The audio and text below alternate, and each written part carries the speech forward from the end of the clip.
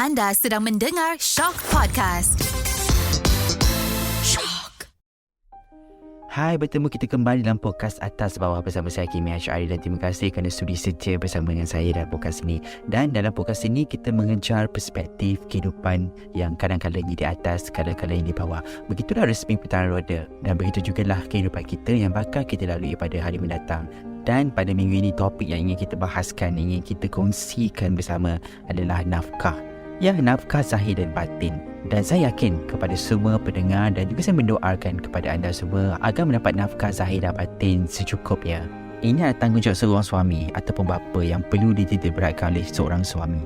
Tak lupa juga nafkah batin seperti kasih sayang, pelayan, didikan agama yang mencukupi juga perlu diberikan perhatian. Tugas saya isteri pula bukanlah sebagai hamba kepada suami. Sebaiknya mentaati perintah suami dan memberikan kasih sayang kepada anak-anak. Jadi pada minggu ni saya bersama dengan sahabat saya, saya pilih random je apa yang ada di hadapan saya, dan mereka bercerita mengenai pengalaman berdasarkan kisah mereka. Saya ingin ucapkan terima kasih kepada Kak Mira kerana sudi bersama dengan saya dalam podcast ini. Dan sebenarnya apa pandangan akak mengenai nafkah zahir dan batin? Ada tak pengalaman sesiapa saja, saudara ataupun sahabat-sahabat yang ada pengalaman tak pernah dapat nafkah zahir maupun batin? Macam dia okey. Kalau kita tengok mata kasar, lelaki ni baik. Dia alim, dia sayang mak bapak dia. Macam nafkah untuk mak dia pun dia tak pernah abaikan. Bawa mak dia pergi haji, pergi Mekah dengan adik dia. Setiap kali raya macam adik dia study, dia boleh support semua. Tapi bila dengan isteri, dia jadi haji bakil, sebakil-bakilnya.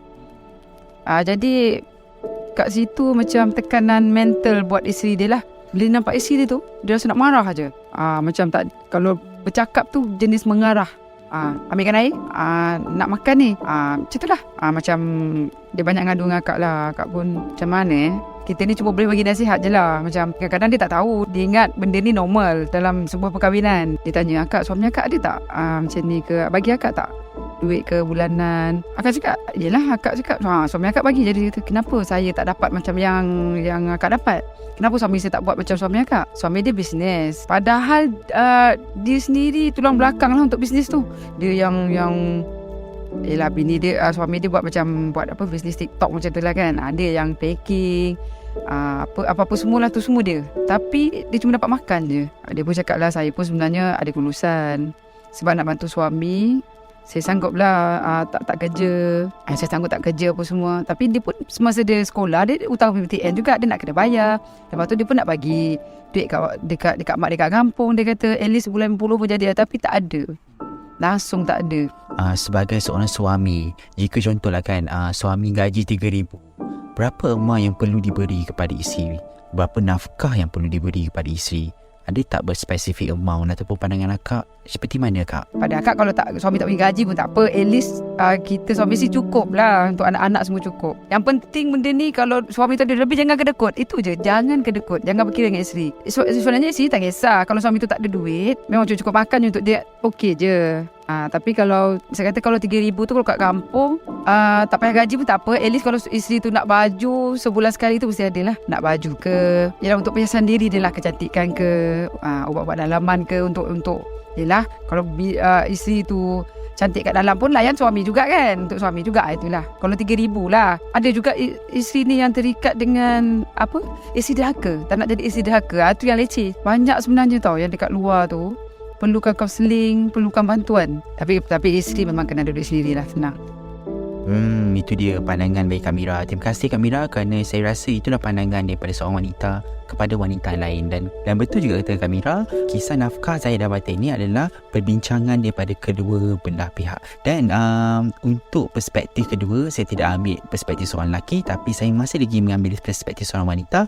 Dan pandangannya mungkin berbeza. Dan saya ingin menjemput Kak Mas kerana sudi setia bersama dengan saya.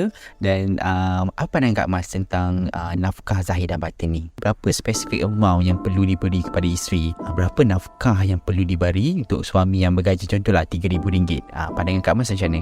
Okey, sebenarnya kalau gaji suami 3,000 sebenarnya tak ada spesifik pun. Ikutlah keperluan kita.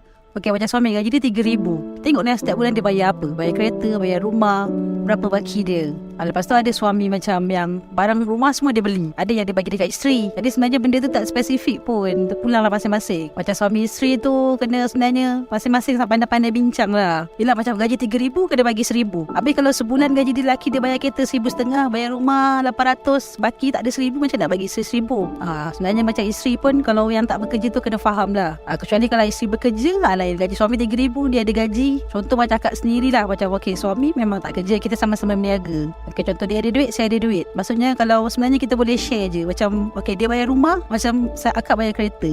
Macam belanja rumah tu kadang-kadang dia beli, kadang-kadang kita beli. Macam sekarang ala kata macam 80% tu memang isteri dah bekerja zaman sekarang ni. Jarang yang isteri tak kerja. Okey, contohlah kan, kalau ada situasi yang mana isteri tak dapat nafkah daripada suami termasuk duit, apa isteri perlu buat?